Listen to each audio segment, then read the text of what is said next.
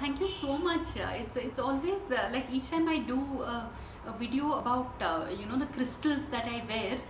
Invariably, I have people asking me what is the kind of crystal they should be wearing for peace of mind. And in fact, I need to say this. One particular gentleman, he typed out a long message. Some person from Gujarat saying that after watching my video, he made sure to go to a jeweler shop and order one particular yellow citrine of some certain rati and this thing, and he's asking me should I what kind of stone should I wear to for general health and well-being. So I have to be honest, all my knowledge about stones is I have learned from different books. So it's but at a later point probably I'll start conducting crystal healing workshops.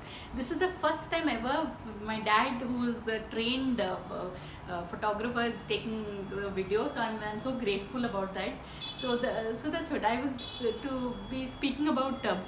This is the rose quartz. This is something I got it at the Tibet shop in Pondicherry, and rose quartz is a healing stone. So really, anyone who's been through a bit of a trauma, they should necessarily wear the rose quartz. I'm wearing not just a ring, I'm wearing even a mala and a bracelet, because rose quartz, that particular stone, is known for its healing abilities.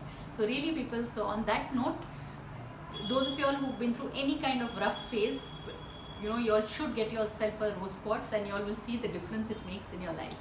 So on that note, thanks for watching, and please subscribe.